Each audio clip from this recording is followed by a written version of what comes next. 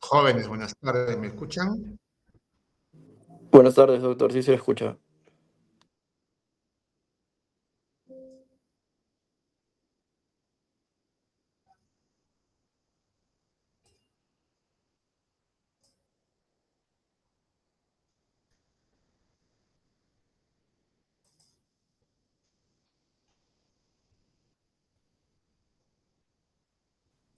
Doctor, sí se le escucha. Buenas tardes.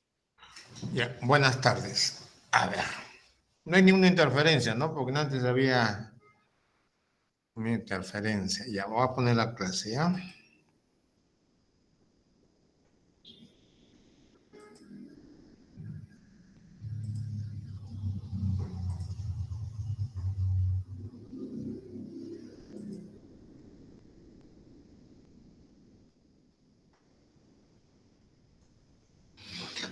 ¿Se ve la imagen, jóvenes? Sí, doctor, sí se ve. ¿Cambió? Sí, doctor. Listo. A ver, esperamos un par de minutos, ya que terminen de ingresar sus compañeros.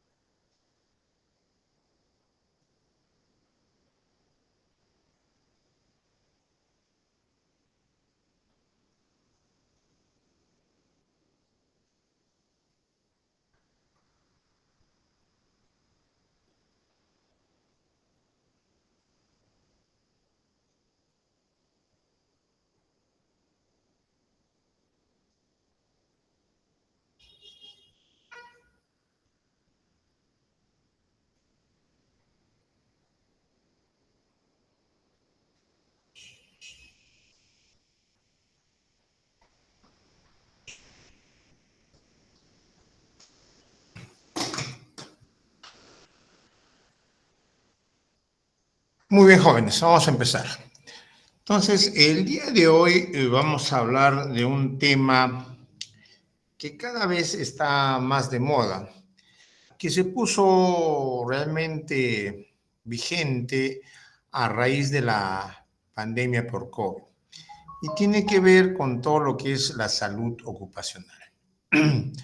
Para eso debemos entender o repasar, mejor dicho, el concepto de salud, tal como lo define la Organización Mundial de la Salud desde el año 1958, mencionando que es el completo estado de bienestar físico, mental y social, y no solo la ausencia de afecciones o enfermedades. Entonces, en ese sentido, debemos recordar que el hombre pasa por lo menos la tercera parte de su tiempo, o sea, la tercera parte de su vida en el ambiente laboral. El día tiene 24 horas y son 8 horas de trabajo. Entonces, es la tercera parte. Entonces, necesariamente hay una relación, una vinculación entre el estado de salud del trabajador y el propio trabajo. Según la OIT, existen 3 niveles de interacción.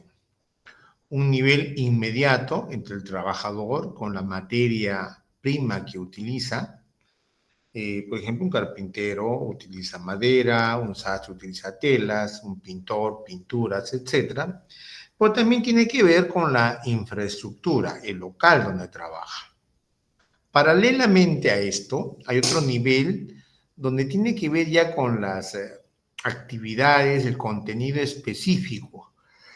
Y ahí también, por ejemplo, están las condiciones psicológicas, las relaciones laborales. Pero hay otras condiciones que dependen directamente del empleo. Por ejemplo, la capacitación, la representación laboral o sindical. Entonces, todas estas son algunas condiciones que interfieren en la actividad laboral. Entonces, si hacemos un repasado de la triada epidemiológica, acá es exactamente la misma triada. Hay un agente, un huésped y un medio ambiente.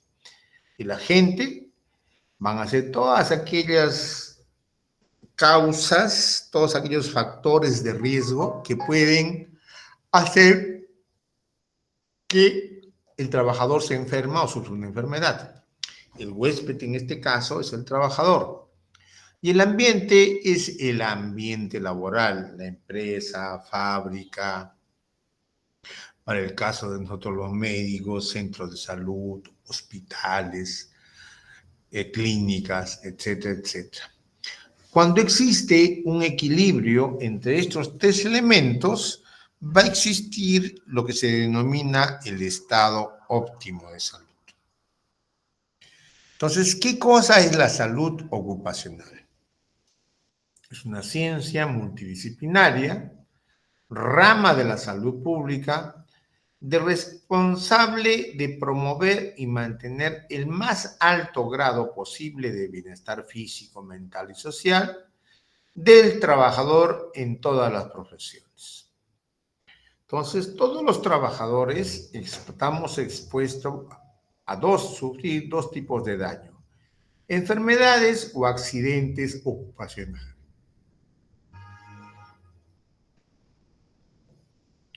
¿No? Entonces, estos accidentes ocupacionales o enfermedades van a ser causados por algunas razones, algunas causas de las condiciones de trabajo. Estas causas o condiciones se van a denominar riesgo. Por lo tanto, estos riesgos pueden afectar la salud del trabajador. Y de lo que trata la salud ocupacional es justamente de eso, de tratar de mantener al trabajador en su más alto grado de bienestar. ¿A través de qué? De la mitigación, de la identificación, eliminación de estos factores de riesgo. ¿Qué disciplinas hay en la salud ocupacional? Tenemos la medicina laboral, la ergonomía, seguridad industrial, la higiene industrial, la toxicología, psicología laboral, epidemiología laboral.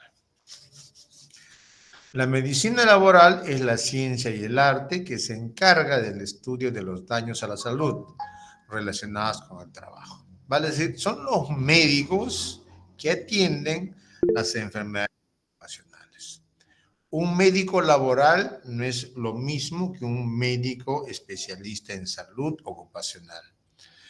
El médico laboral es el que le cura las enfermedades ocupacionales a través de primero el diagnóstico y después el tratamiento. La ergonomía no es sino una ciencia que se encarga de ver cómo el trabajo y las condiciones del trabajo, vale decir, estructura, infraestructura, equipamiento, instrumental, se adapte al hombre y no el hombre a estas condiciones de trabajo. Por lo tanto, trata de buscar básicamente el bienestar y el confort del trabajador.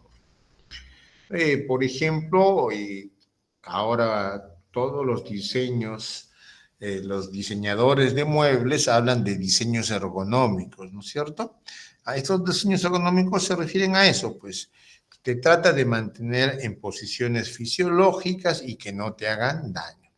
O sea, lo que trata de evitar es, en primer lugar, la fatiga y en el segundo lugar, lesiones de trabajo a través de la adaptación del equipo, maquinaria e infraestructura a las condiciones del trabajador y no al revés.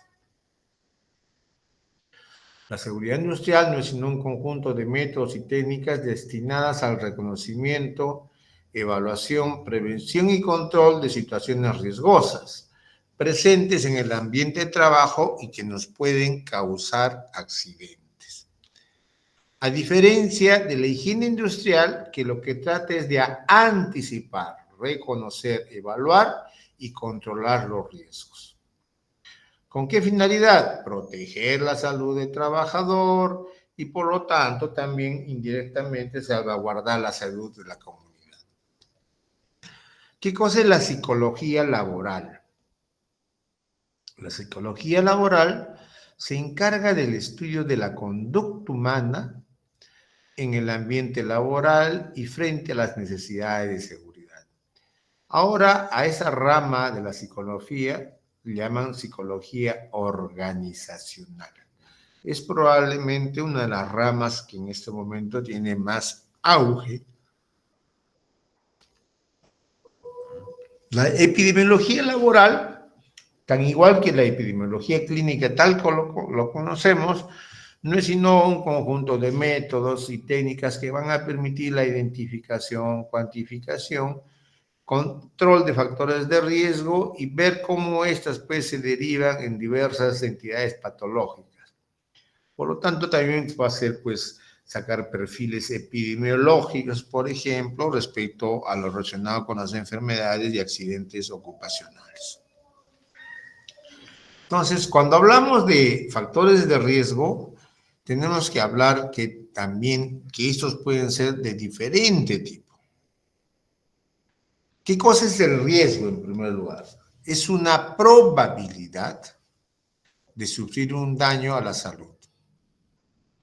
Esta probabilidad va a venir del desequilibrio entre el trabajador y sus condiciones y los agentes de riesgo.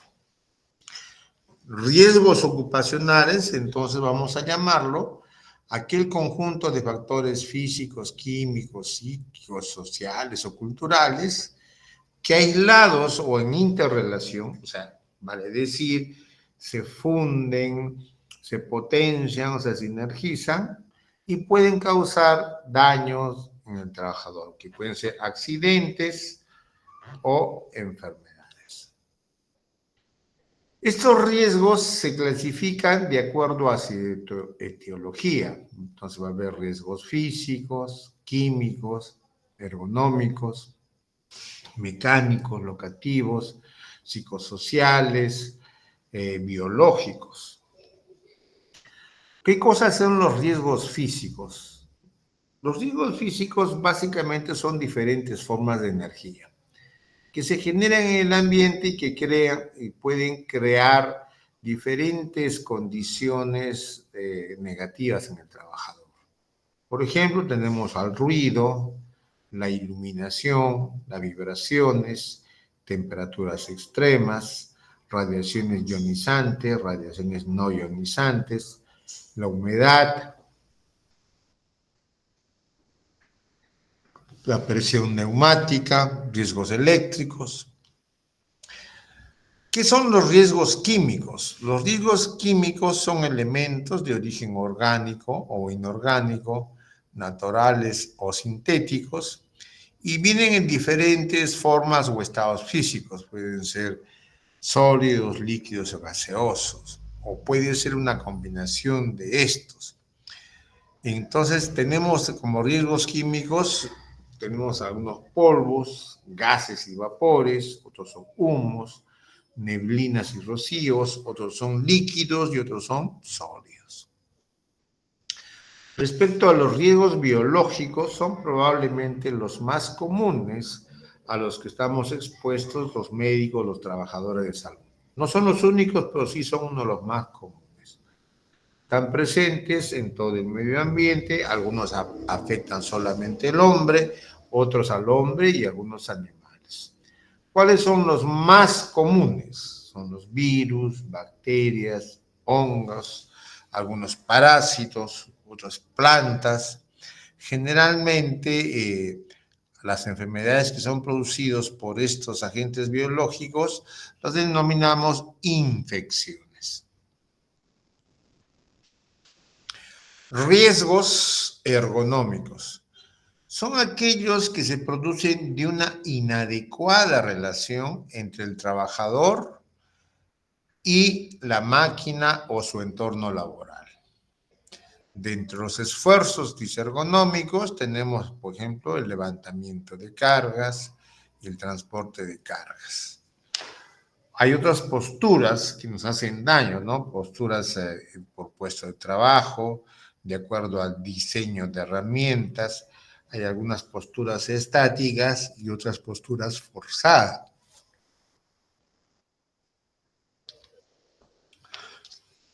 Otro tipo de riesgos importantes son los riesgos psicosociales. Son aquellos originados por interacciones negativas entre las condiciones de trabajo y las características individuales. Acá de repente el más común, con ustedes con el que más se familiarizan es el estrés, ¿no es cierto? ¿Quién de nosotros no ha padecido en determinadas circunstancias estrés? Sin embargo, no son los únicos. Tenemos también la carga de trabajo o sobrecarga laboral, relaciones personales y atención al público. No hay nada más desgastante que la atención al público. Tenemos también el tipo de turnos, de sobretiempos, la monotonía y repetitividad, la satisfacción personal, el aislamiento, el desconocimiento, falta de destreza, la salud del trabajador y su entorno familiar. Como verán, pues el hombre permanentemente, tanto en su entorno laboral como en su hogar y en su vida cotidiana, está expuesto a una serie de factores de riesgo psicosociales. Otro grupo importante, sobre todo en el personal obrero, o sea, los que hacen labor manual, son los riesgos mecánicos.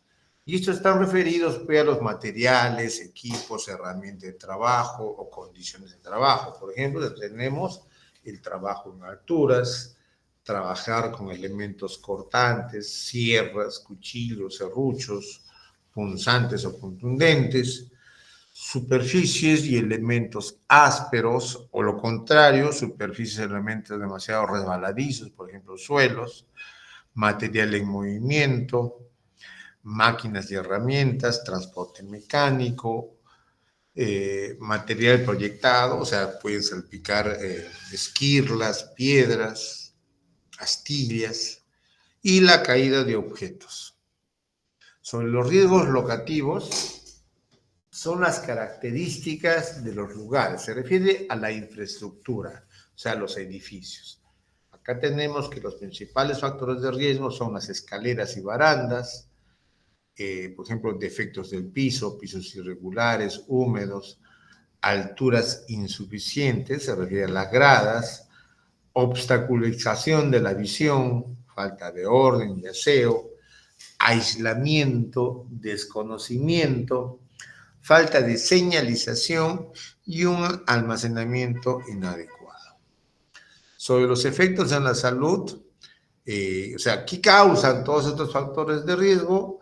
Básicamente son dos cosas, como les decía, ¿no? Enfermedades ocupacionales o accidentes de trabajo. Existe un grupo de enfermedades denominadas enfermedades relacionadas al trabajo, que no están plenamente relacionada a la relación causa-efecto, como para denominarlas enfermedades ocupacionales. ¿Qué cosa es una enfermedad ocupacional? Es cualquier alteración de la salud que se va a producir como consecuencia de la exposición a los factores de riesgo que hemos mencionado. Su evolución generalmente es lenta, pero puede terminar en una enfermedad aguda o crónica, pero debe tener la siguiente característica. Debe demostrarse la relación causa-efecto.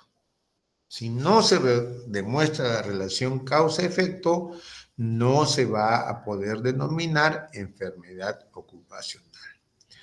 Otra de las características de estas enfermedades ocupacionales está en que generalmente son enfermedades crónicas y de evolución lenta.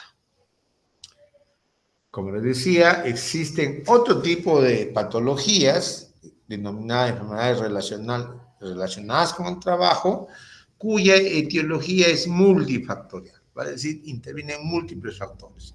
Y alguno de ellos estadísticamente está demostrado que guarda relación con el trabajo. El otro principal daño, y de repente los de mayor importancia desde el punto de vista técnico, epidemiológico, legal y económico, son los accidentes de trabajo. ¿Qué cosa es un accidente de trabajo? Es todo suceso repentino que sobreviene por causa o con ocasión del trabajo y que puede producir una interrupción normal del trabajo. Por lo tanto, va a producir una lesión o una perturbación funcional permanente. Además de esta lesión, puede causar daños materiales en las instalaciones, equipos o pérdidas de tiempo laboral. Cuando hablamos de accidente de trabajo, vamos a poner un caso hipotético. Una de sus compañeras saliendo de su centro de salud, por ejemplo, se resbala y se cae y se golpea la rodilla. Es evaluado por el médico y dice, no, sí, así un golpecito nomás. Y le dice, no, córrete a tu casa, descansa y regresa a trabajar mañana. Entonces, en la práctica, esa trabajadora no va a tener más de un día de descanso médico. Cuando un accidente no genera más de un día de trabajo, no va a ser accidente. Se va a denominar incidente laboral. Para que sea accidente laboral, tiene que tener 1 o más días de descanso médico. Entonces, ese es el punto de quiebre. El descanso médico que tenga que ser mayor de un día para que pueda denominarse accidente laboral. La otra característica es que es un suceso repentino, o sea, violento, pero casual. No puede ser provocado. Existe un grupo de accidentes que se denomina en trayecto. ¿A qué se refiere en trayecto? Que se producen en la circunstancia que el trabajador está yendo a su centro laboral. Ustedes, por ejemplo, trabajan aquí en Tacna y su centro laboral queda en Ciudad Nueva. Están yendo en un bus, en un taxi y ese taxi choca. En algunas legislaciones de los países lo consideran como accidente laboral. Se denomina accidente en trayecto.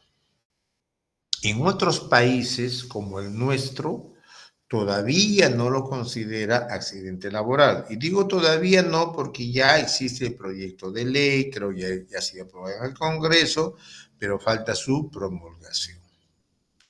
Entonces, estos son los denominados accidentes en trayecto. ¿Cuál es la importancia realmente de que te cataloguen enfermedad o accidente laboral? Es que si es una enfermedad o un accidente laboral y existe responsabilidad de la empresa, esta empresa está en la obligación de resarcirte económicamente de los daños que se te hubiera producido. Entonces, esa es la importancia de catalogar a una enfermedad o un accidente como laboral. En el Perú, ¿de qué se enferman más los trabajadores?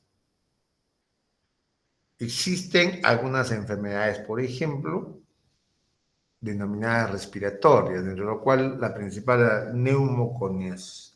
La neumoconiosis no es sino la impregnación del polvo de los minerales en los pulmones. Obviamente, los trabajadores más expuestos a esta enfermedad son los compañeros mineros, ¿sí? Por eso es que los mineros se pueden jubilar a los 50 años por la exposición a esta neumoconiosis. El otro gran problema en el Perú es la hipoacusia inducida por ruido, o sea, la sordera producido por ruido. También tenemos algunas dermatosis relacionadas al trabajo, intoxicaciones por metales pesados como el plomo y el mercurio, que se utilizan mercurio fundamentalmente en las minas de oro, en la minería informal, en el campo, las intoxicaciones por plaguicida, intoxicaciones por solventes orgánicos y la queja musculoesquelética más prioritaria, sin duda alguna, es la lumbalgia ocupacional. Nosotros mismos, ustedes mismos ahorita, muchos de ustedes sienten cierta molestia en la columna por el tiempo que están sentados, ¿no? De repente están más de 3, 4 horas sentados, ya se te va a producir lo que se llama una lumbalgia por postura. Entonces, esta postura, lumbalgia por postura, es generalmente una lumbalgia ocupacional. Entonces, ¿qué cosa es una enfermedad profesional? Es un conjunto de signos y síntomas ocasionados por un agente de riesgo con motivo de trabajar bajo una relación laboral dependiente. O sea, tiene que haber una relación laboral, un contrato laboral. Puede ser crónica aguda, generalmente son de evolución crónica, tiene un tiempo de latencia identificable. Y recordar que en el Perú la legislación vigente establece una lista de enfermedades reconocidas como enfermedades profesionales. Son 108 las enfermedades ocupacionales en el país. Sin embargo, estas enfermedades ocupacionales también se pueden agrupar, se pueden clasificar de acuerdo a su etiología. Por ejemplo, enfermedades ocupacionales ocasionadas por agentes químicos, otros por agentes físicos, otros por agentes biológicos, otros de acuerdo al aparato o sistema que van a afectar. Pueden ser enfermedades del aparato respiratorio, por ejemplo, tenemos el asma profesional, la fibrosis pulmonar, otras enfermedades profesionales de la piel y otras enfermedades del sistema osteomuscular. Las producidas, por ejemplo, por movimientos rápidos o repetitivos, posturas incómodas, esfuerzos excesivos.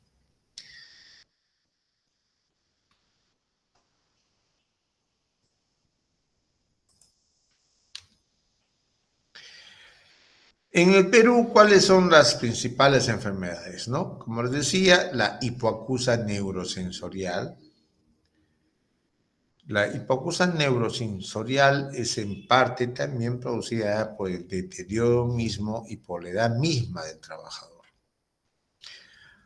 Hay otras enfermedades musculoesqueléticas, donde está la lumbalgia, el síndrome del túnel carpiano, las enfermedades respiratorias, de repente las más comunes son la neumoconiosis y el asma bronquial profesional. Dentro de las enfermedades de la piel tenemos la dermatitis y lo que conversábamos, el estrés laboral y otras afecciones. En el mundo, ¿qué es lo que pasa? Que según la OMS son 11 las principales enfermedades en el mundo. La primera, de acuerdo a su frecuencia, son las enfermedades oculares o fatiga visual. La segunda, el estrés laboral. La tercera, gastritis. La cuarta, síndrome del túnel carpiano. El síndrome del túnel carpiano es cada vez más frecuente debido al uso constante del ratón en la computadora y el mismo teclado de las computadoras. Existen otros riesgos ergonómicos, la hipoacusia, neumoconiosis, intoxicaciones, tendinitis, dolor de cabeza y el síndrome de Burnout. En salud, ¿cuáles son las principales? Se calcula que del 50 a 75% de los trabajadores en salud refieren estar expuestos a riesgos básicamente biológicos, físicos y químicos. En el Perú, las enfermedades que más atacan a los trabajadores de salud son la tuberculosis ocupacional, hepatitis B y C, VIH y últimamente COVID-19. Paralelamente a este tipo de infecciones ocasionadas por agentes biológicos, o sea, factores de riesgo biológico, tenemos los trastornos musculoesqueléticos, ¿no? El lumbago, síndrome de túnel carpiano, que se producen básicamente por movimientos repetitivos. También tenemos el estrés laboral, que nos genera pues problemas de salud mental y cardiovascular. Muchas hipertensiones son de este origen. En el mundo, ¿cómo vamos? Fíjense, cada año se diagnostican 160 millones de casos nuevos de enfermedades relacionadas con el trabajo en el mundo, ¿no? Tenemos cáncer, enfermedades respiratorias, cardiovasculares, pérdida de la audición, afecciones osteoarticulares y musculares. ¿Cuánto le cuesta al mundo esto? 3 billones de dólares anuales, lo que equivale al 3.94, vale decir, el 4% del PBI mundial. Es una brutalidad de dinero. Estos costos incluyen gastos directos, o sea, por ejemplo, gastos médicos, medicamentos, indemnizaciones, pero también gastos indirectos, ¿no? Por ejemplo, la pérdida por una movilidad, el que deja producir una fábrica, o sea, afecta a la productividad, el daño a la propiedad y el tiempo de inactividad. En salud también es importante reconocer que el accidente más común es el pinchazo. O sea, cuando nos pinchamos por casualidad con una aguja, una jeringa o un bisturí. El pinchazo es la enfermedad más común. ¿Cómo se previene en salud? Esto que ven acá son fotos de un paciente con una ascitis por hepatitis. Esos ojos amarillos son típicos. Tenemos el VIH, tenemos la TBC pulmonar. En salud, cuando hablamos de salud ocupacional, estamos hablando básicamente de bioseguridad. ¿Qué cosa es la bioseguridad? Debemos entenderla básicamente como un mecanismo, como un estilo de vida, un estilo de trabajo, una doctrina de comportamiento que debemos observar, es decir, que debemos cumplir los trabajadores de salud hacia actitudes y conductas que disminuyan el riesgo del trabajador de salud. Yo les cuento, hasta antes de la pandemia, ya en todos los manuales, en todas las normas de bioseguridad, se decía que los médicos deberíamos usar mascarilla en forma permanente, que deberíamos lavarnos las manos antes y después de atender a un paciente, para ir al baño, para almorzar, comer, etcétera, etcétera.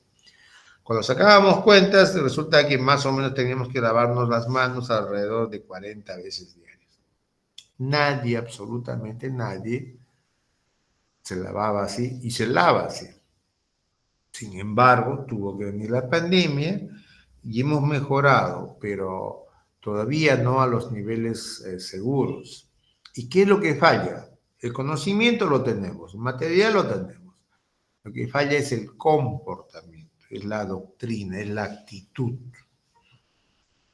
que debemos tener para observar, vale decir, para cumplir las medidas de bioseguridad. Entonces, la bioseguridad, entendida de otra manera, más técnica, es un conjunto de medidas preventivas para proteger la salud y seguridad de las personas en el ambiente hospitalario frente a los diferentes tipos de riesgos, biológicos, físicos, químicos, psicológicos o mecánicos. Esa es la bioseguridad. Pero también son normas de comportamiento y manejo preventivo frente a los microorganismos potencialmente patógenos. La bioseguridad descansa en 3 principios básicos. El primer principio básico es el principio de universalidad. ¿Qué significa este principio de universalidad? Dice que todos debemos considerar a todo paciente que llega a nuestro centro de salud como potencialmente infectado. No solamente el paciente, sino todos sus fluidos corporales.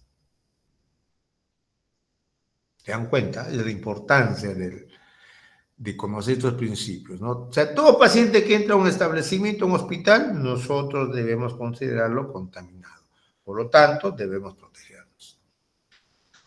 El segundo principio son las precauciones estándar. Las precauciones estándar son lo equivalente a establecer barreras frente a estos agentes biológicos. ¿Y cuáles son estas barreras? Pueden ser, por ejemplo, el lavado de manos, las inmunizaciones o el uso de equipos de protección personal. Por ejemplo, la mascarilla, guantes, gorro, mandilones, etcétera, etcétera. Eso se llama precauciones estándar.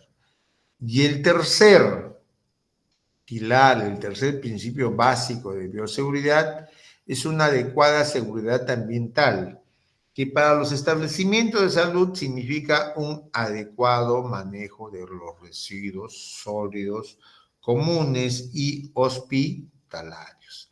Por ejemplo, bajo este principio, nosotros ya debemos saber que todo lo que son residuos sólidos comunes deben ir a bolsas negras, los que son residuos sólidos biocontaminados tienen que ir a bolsas rojas y todos los que son residuos sólidos especiales, por ejemplo, material de laboratorio, entre otros, o medicamentos vencidos, tiene que ir a las bolsas amarillas.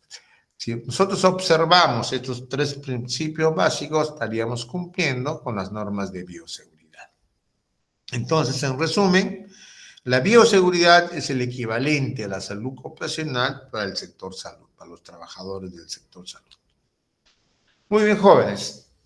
Entonces, si hubiera alguna pregunta, comentario.